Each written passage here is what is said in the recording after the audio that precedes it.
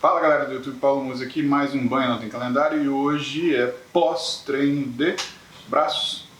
Hoje de manhã teve aula, a gente deu aula no Interligas, eu, a Aline e a Eslen, e o papo foi muito interessante, foi sobre timing, ou seja, a hora que você faz as coisas tem diferença. Eu recomendo que você confira essa aula, tá lá no site do Interligas. É só se você se cadastrar, tá aqui embaixo para você se inscrever, né? Se você for aluno de graduação de um curso da área da saúde, você manda o seu comprovante de registro que a gente cadastra você gratuitamente. Se você for profissional, você pode fazer o Interligas no modo mentoria, ter acesso às aulas e às discussões que nós estamos fazendo, e isso com certeza espero que contribua bastante na rotina do seu dia a dia para você poder aplicar esses conceitos logo no dia seguinte que você teve essa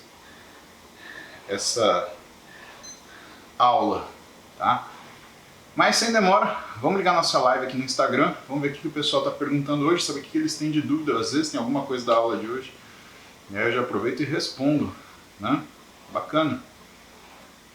Se você quer participar dessas lives ao vivo, no YouTube, a gente deixa eles gravados e organizados os assuntos, né, bonitinho para você poder estudar. E no Instagram, elas acontecem normalmente durante a semana entre 7 e 8 da manhã. No final de semana a gente varia um pouco o horário, né, por conta da minha rotina, que também tem trabalho, mas tem que ter o meu aeróbio pós-treino. Por quê? Porque sempre tem treino. Por quê? Porque banho não tem calendário. Vamos ligar a live e vamos saber o que vocês querem. Até quem tem boas panturrilhas é necessário treiná-las tanto quanto quem não tem? A priori sim, né, nobre? Senão depois o resto passa e você desacompanha. Davidson, como saber a intensidade do cardio pós-treino para não comprometer massa magra? Boa pergunta, hein, Davidson?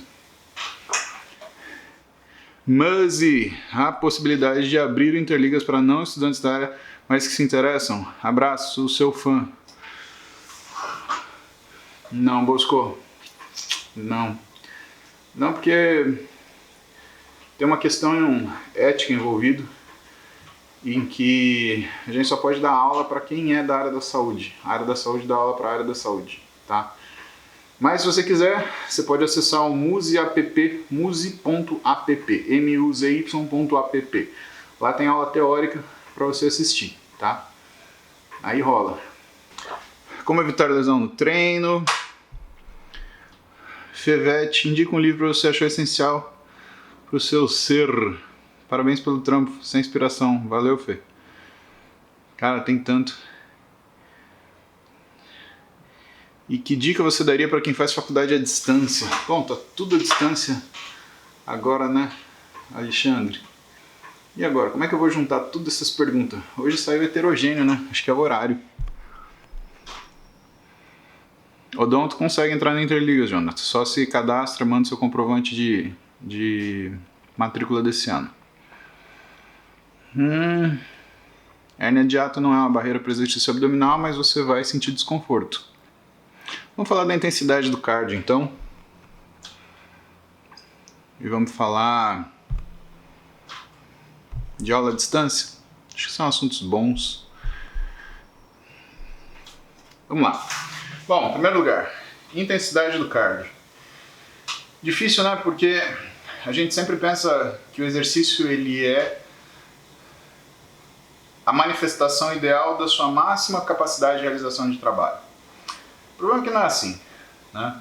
Pensa que o nível de intensidade do exercício cardiovascular é que nem um aparelho de som que está na sua sala. Se você ficar muito baixo, você não escuta. Se você colocar muito alto, por mais que os alto-falantes eles não deformem o som, né, e dê aquela distorção que às vezes acontece quando a gente dá muita potência, provavelmente por causa da intensidade você não vai conseguir entender o que você está ouvindo. Aliás, você pode até machucar aquilo que é o seu ouvido. E é assim que a gente vai relacionar a questão da lesão, que não é uma pergunta fácil, tá? Relacionar essas duas coisas. Mas como que normalmente a gente faz para fazer a intensidade do cardio? Bom, pessoal, você tem uma forma artesanal e você tem uma forma, né, que a gente chama de propedêutica armada, né, quando a gente pede um exame para avaliar isso daí. Né? E o que você vai avaliar? Você vai avaliar essa intensidade do cardio a ser feito. E por que avaliar a intensidade do cardio a ser feito é tão importante? Vamos supor que o problema não é você ter, de novo, a sala e o aparelho de som. Vamos supor que o problema não é você ter um som muito alto, porque você já sabe mais ou menos qual é o som, né, a intensidade do som que você gosta de ouvir, aquilo que você gosta de ouvir. E vamos supor que ouvir muito baixo também não é um problema para você, porque você também sabe o mínimo da intensidade do som que você gosta de ouvir, o que você gosta de ouvir. Agora, muita atenção para o que você está fazendo, presta atenção no que eu vou falar. E quando muda o que você está ouvindo? Exato. Você assiste o filme na altura que você escuta a música. Quando você escuta uma música ambiente, você está com a sua esposa, namorando lá, você escuta ela muito alto. Quando você está assistindo um show, por exemplo, você escuta na mesma intensidade que você assiste um filme. Então você percebe que a intensidade daquilo que você faz, ela está relacionada com a característica daquilo que é feito. Então, do mesmo jeito que o som ele tem uma intensidade na sua casa, você não vai escutar uma música ambiente, né, para namorar sua esposa, né, na mesma altura que você escuta um show de rock. A menos que hajam preferências específicas, né? Você está achando que tua esposa gosta de Justin Bieber e na verdade ela curte um Metallica. Ou pior, alguma coisa estilo, sei lá, aqueles rock bem pauleira. Pode ser, fazer o quê? Mas você entendeu a diferença, né? Uma coisa é você fazer o som ambiente, uma coisa é você fazer você escutar um programa específico, um jogo de futebol, um filme, um documentário, né? Pensa que isso muda. E essa modificação do que é o ambiente é justamente a modificação da adaptação que você deseja quando você faz exercício. A adaptação ou ajuste, né? Segundo o professor Tácito Júnior costuma ensinar em suas aulas. Aliás, você segue o Tácito, vai seguir ele, você vai aprender muito diariamente, tá? Então, pessoal, do mesmo jeito que mudam as nossas disposições em relação àquilo que a gente assiste, muda a intensidade do aeróbico que a gente faz. Se você vai fazer pré-treino é uma coisa, se você vai fazer pós-treino é outra coisa, se você vai fazer treino para complementar o treino de musculação é outra coisa. Se você vai fazer esse cardio para fazer um efeito regenerativo é outra coisa. Se você vai fazer um cardio para proteção cardiovascular, por causa do músculo cardíaco, é outra coisa, e assim sucessivamente. Se você entendeu isso, e se isso agora ficou claro para você, vamos falar de como a gente mede isso, porque essa é a área de interesse, foi essa a sua pergunta, né? Você pode fazer isso de forma meio artesanal, né? Com testes de pista, frequência cardíaca, percepção de esforço. Você pode fazer com propedêutica armada de uma forma a você realmente, com precisão, avaliar o que é a sua frequência cardíaca de trabalho quando você quer ajustar um ganho de capacidade metabólica aeróbica ao seu treino de musculação. E o que você vai fazer? Aí você vai procurar o Dr. Franz Burini e vai marcar com ele um exame que chama ergospirometria. O que é ergospirometria? Pessoal, como eu falo para vocês, tudo que é medicina ou tem o nome do que faz, ou tem o nome do que parece, ou tem o nome do que inventou. Ergo, força. Expiro, expiração ou ventilação. Metria, medida. Então, é um exame que mede a sua capacidade de consumo de oxigênio diante a um esforço. Vamos lá, ergospirometria, a capacidade de consumo de oxigênio diante a um esforço. E o que é interessante esse exame? Através da troca de gases, ele identifica uma coisa para nós que é o limiar anaeróbico, ou seja, em que ponto esse esforço da corrida, por exemplo, ele deixa de ser um esforço aeróbico para ser um esforço anaeróbico. Ué, mas tem isso? Dá para fazer uma corrida como se eu estivesse, por exemplo, agachando com 200 quilos? Óbvio que dá. Quem manda isso é a intensidade. Não falei para você que você pode complementar o teu treino de musculação com um treino de corrida, por exemplo? Quem faz muito isso é o Ziad, né? Meu irmão,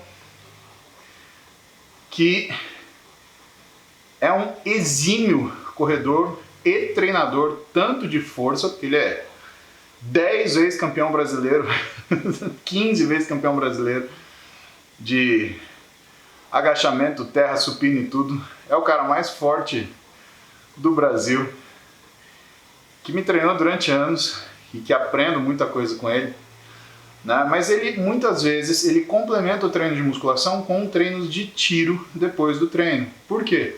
Para gastar aquele finalzinho que a pessoa tem para fornecer de estímulo de força, sim, numa pista. Então ele termina 4 tiros, 5 tiros, né? É aquele treino que você vê Jesus, né? Mas cumpre o propósito, né? Você ganha uma capacidade física diferenciada. Sendo assim, eu quero que você perceba o seguinte, que quando você fala corrida, você está falando de um determinado tipo de estímulo.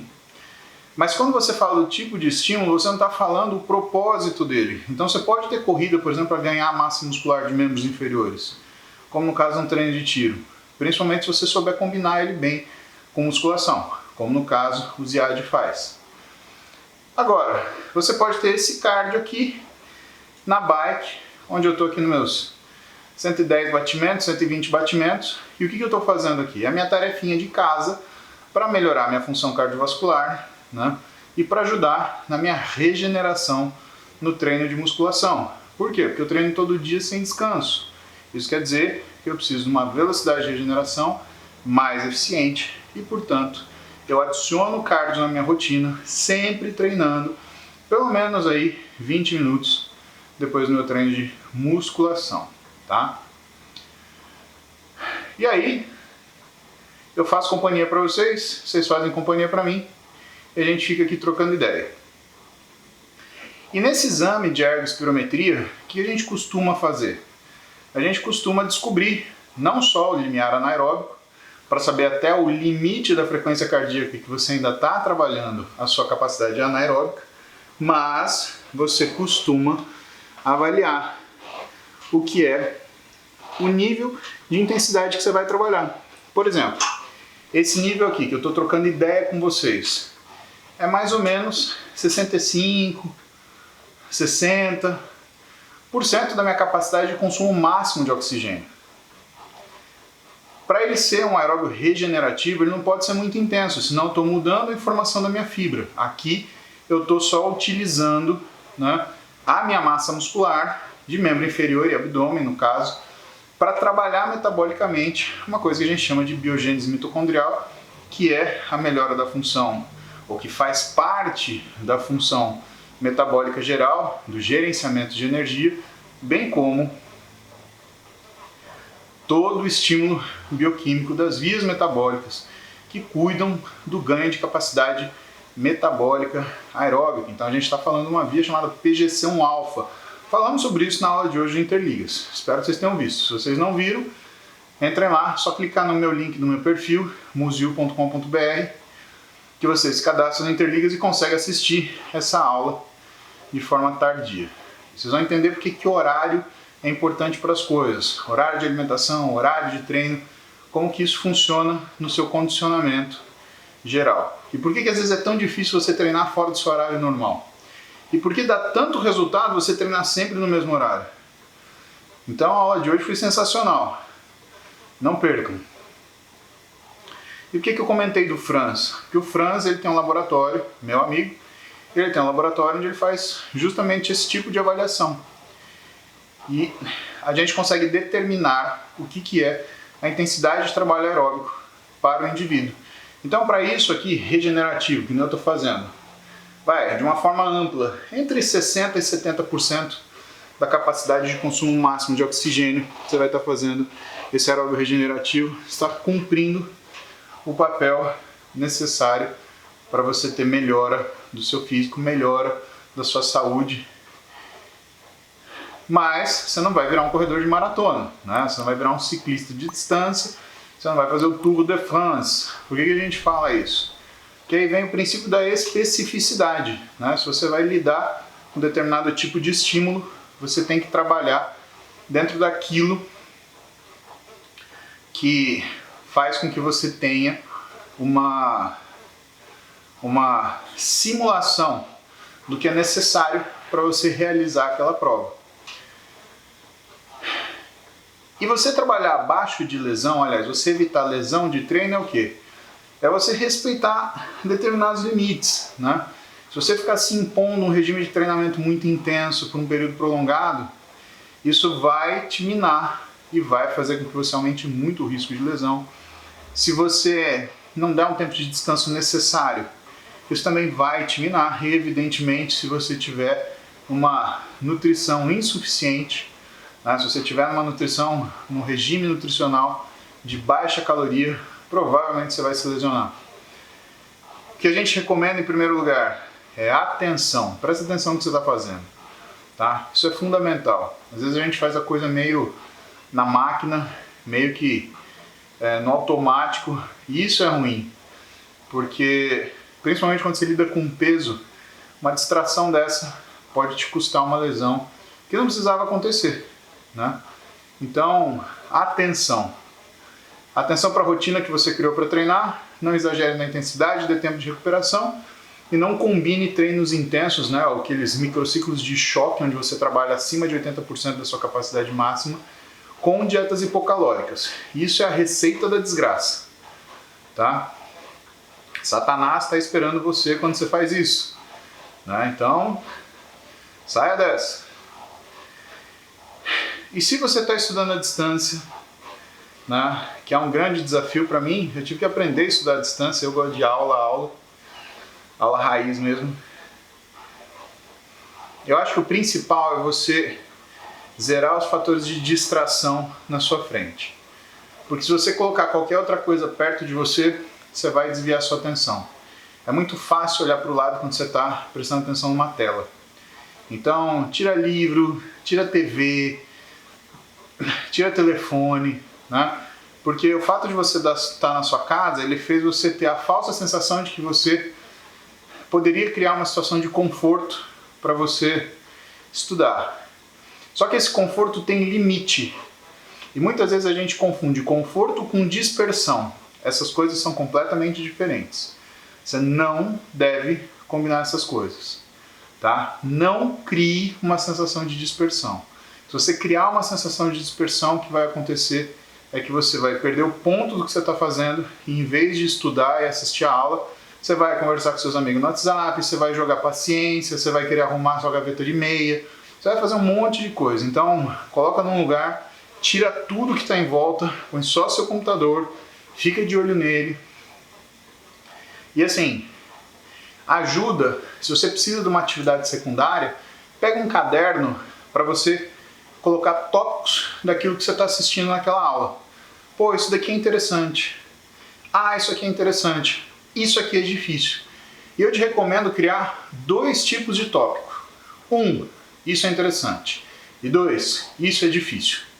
Faz uma tabela e faz uma linha dividindo os 2. Por que isso é importante? Porque é exatamente o que você vai olhar depois que acabar a aula. E dessa forma você consegue guardar melhor aquilo que você estudou. É um grande desafio fazer estudo à distância. Mas hoje, aparentemente, é uma das coisas que a gente vai ter que se habituar e que vai ficar cada vez mais comum. E que, como ferramenta, a gente vai aprender a usar, né? Porque todo esse recurso digital que a gente tem hoje tem que servir para alguma coisa, além de ficar bisbilhotando a vida dos outros na internet, né? Vendo fofoca, vendo meme, né? Tem que prestar para alguma coisa que seja útil, né, pessoal? Ai, ai. Eu sei que é isso, né? Recomendo que vocês vão assistir a aula de hoje. Não esquece de se cadastrar, museu.com.br. Se você não é da área da saúde, mas você quer um curso que te abra a cabeça para você olhar essas coisas com mais facilidade, tem lá o museu.app para você poder olhar. Tá bom? Que vocês tenham um ótimo sábado, que vocês tenham um ótimo dia, que vocês descansem e que vocês sejam muito felizes, porque é o que o titio deseja para vocês. Beijo pra vocês, fiquem bem. Galera do YouTube, vamos que vamos. Não esquece de você acompanhar nosso canal para ajudar a gente a crescer. Eu fico muito feliz, porque assim eu consigo dedicar mais tempo para cá.